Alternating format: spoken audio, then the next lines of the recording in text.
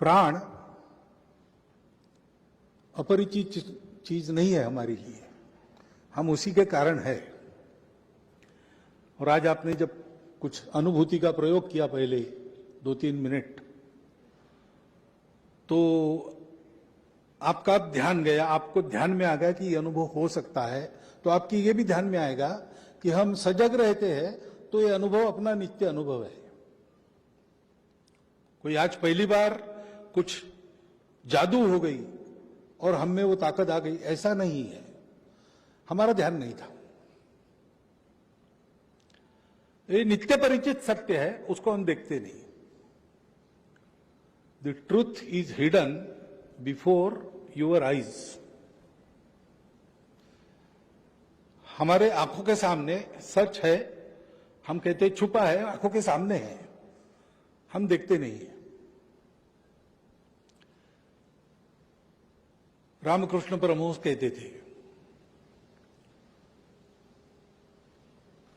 कि मैं कौन हूं, मुझे देखना है तो मैं तो हूं, मैं है। लेकिन ये मैं कौन है, इसके बारे में हम भ्रम में पड़ते हैं। एक कच्चा मैं होता है, एक पक्का मैं होता है।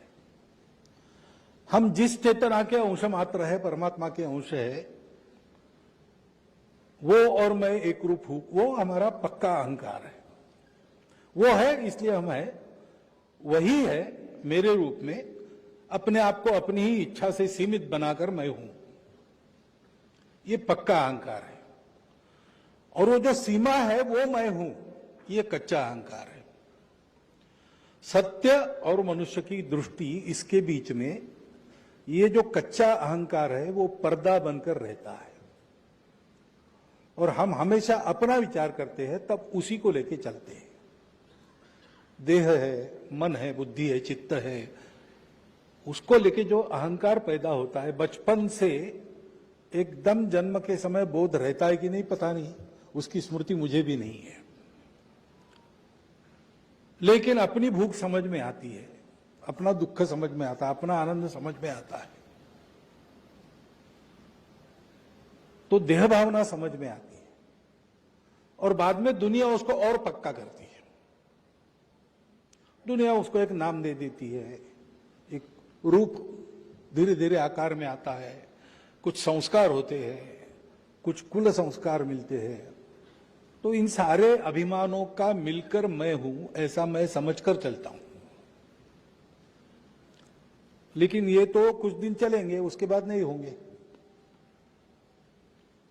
इसलिए इसको मिथ्या कहते हैं। मिथ्या यानी असत्य नहीं है, रिलेटिव ट्रुथ है, उसमें से जाना है। और जब तक उसमें से जाना है तब वो भी एक सत्य है, परंतु उसकी सत्ता मर्यादित है। उसके होने के पहले, उसके होने के बाद भी, और वो है तब भी। वास्तविकता यह है कि मैं उस चेतना का अंश हूं। इसको हम नहीं देखते। इसलिए गीत में ऐसा कहा, अपने ही निर्मित माया भंवर में फंसा भूल कर आप से आप ही है। क्यों रो रहा दास्य की बंधनों में, अरे वीर उठ दास तू तो नहीं है। वास्तव में भारतवर्ष में ये भाषण देने की आवश्यकता नहीं है। ये हमारी सनातन परंपरा है। लेकिन गत 2000 वर्षों में विश्व जिस प्रभाव से चला, वो इस प्रभाव में चला है, अहंकार के प्रभाव में चला है। कि भाई ये मेरे ज्ञानेंद्रिय है, उससे मैं ज्ञान प्राप्त करता हूं, उससे जो ज्ञान प्राप्त करता हूं वही सही है, उसके परे कुछ भी नहीं है। उनकी मैं शक्ति बढ़ाता हूं टेलीस्कोप और माइक्रोस्कोप से, सूक्ष्माति सूक्ष्म माइक्रोस्कोप से देखता हूं, स्थूलाति स्थूल टेलीस्कोप से देखता हूं। लेकिन उनके जरिए जो दिखेगा वही सही है, बाकी नहीं है। तो परमात्मा, ईश्वर, भगवान है ऐसा आप कहते हो, हमारे टेस्ट ट्यूब में लाके दिखाओ। इस प्रतिज्ञा के साथ मानव चला 2000 साल पहले से, या कहिए कि 500 साल के बाद, 500 साल पहले से विज्ञान का आविर्भाव हुआ तब। इस प्रकार सोचने का कुछ कारण था, परिस्थिति जन्य, और इस प्रकार सोचने से कई दुखों से मुक्ति मिली, ये भी बात सही है, परंतु यही सब कुछ नहीं है। ये तप होने की आवश्यकता है। ये तप राष्ट्रीय स्तर पर हो या व्यक्तिगत स्तर पर हो, इसके मूल में यही प्राण शक्ति है। भारत की भी एक प्राण शक्ति है, जिसको जो हमारे आंखों के सामने, जो नित्य हम अनुभव करते हैं, लेकिन हमारी दृष्टि कच्चे अहंकार पर चली गई है, हम पर भी वो 500 साल के संस्कार गहरे पड़े हैं, तो हमको वो दिखता नहीं है। हमारा भी वो प्राण है, वो जन जन में प्रकट होता है, छोटी छोटी बातों में प्रकट होता है। 22 जनवरी को प्रकट हुआ आश्चर्यजनक रूप से।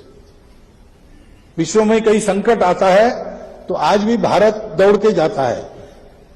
वो देश हमसे शत्रुता करता है कि हमारी मदद करता है, देखता नहीं। ये होते रहता है, ये अपना आप थोड़ी होता है।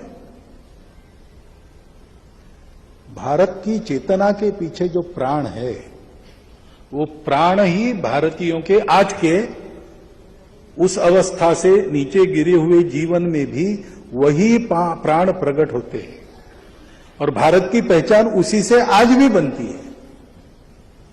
हमारा ध्यान राष्ट्रीय स्तर पर भी उसी प्राण की ओर होना चाहिए, और उसी प्राण की ओर हमारा ध्यान जाए, और उस प्राण को राष्ट्र जीवन की सभी प्रकार की गतिविधियों में हम पूर्ण चेतना के साथ उसको प्रकट कर सके। इसलिए अपने व्यक्तिगत जीवन में उसी प्राण की, क्योंकि प्राण एक ही है सर्वत्र विश्व में, व्यान उदान समान वगैरह उसके जो प्रकार बताए हैं वो कृति भेद से बताए हैं। चेतना तो एक ही है, ऊर्जा तो एक ही है।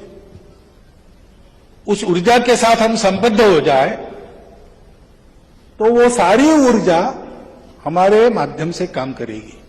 ऐसा काम हो, इसकी बहुत आवश्यकता है।